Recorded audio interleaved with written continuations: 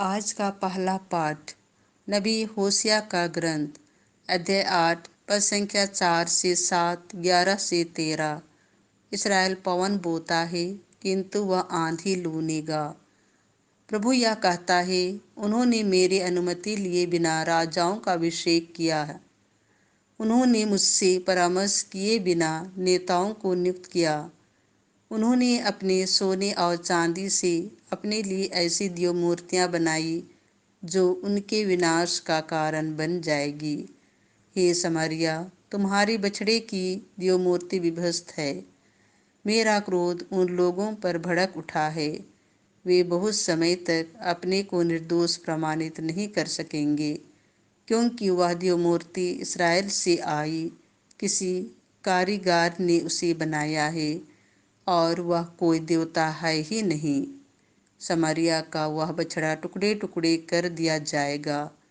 इस्राएल पवन बोता है किंतु वह आंधी लूनेगा। वह उस डंठल के सदृश है जिसमें बाल नहीं लगती और गेहूं पैदा नहीं होता। यदि उसमें गेहूं भी होता तो विदेशी खा जाते। इब्राहिम ने अपनी वेदियों की संख्या बढ़ाई, किंतु वे उसके लिए पाप का कारण बन गई। मैंने उसे बहुत से नियम लिख कर दिए हैं, किंतु उसने उन्हें किसी अपरिचित के नियम माना है। वे अपनी ही इच्छा के अनुसार बलि चढ़ाते हैं और बलि पशु का मांस खाते हैं, किंतु प्रभु उन्हें स्वीकार नहीं करता।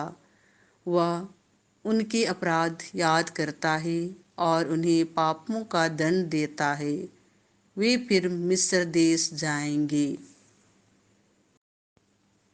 संत मत्ती के अनुसार पवित्र सुसमाचार अध्याय 9 पद संख्या 32 से 38। फसल तो बहुत है परंतु मजदूर थोड़े हैं। लोग एक गूंगे अपदूतग्रस्त मनुष्यों को यीशु के पास ले आए। यीशु ने अपदूत को निकाला और वह गूंगा बोलने लगा। लोग अचंभे में पड़कर कहने लगे, इस्राएल में ऐसा चमत्कार कभी नहीं देखा गया है। परंतु फरीसी कहते थे, यह नरकदूतों के नायक की सहायता से अपदूतों को निकालता है।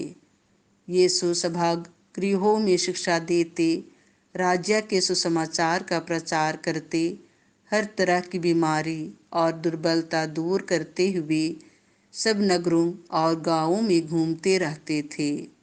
लोगों को देखकर यीशु को उन पर तरस आया, क्योंकि वे बिना चरवाहे की भेड़ों की तरह थके मांदे पड़े हुए थे।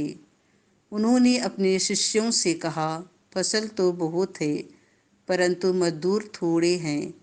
इसीलिए फसल के स्वामी से विनती करो कि वह अपनी फसल काटने के लिए मजदूरों को भेजे।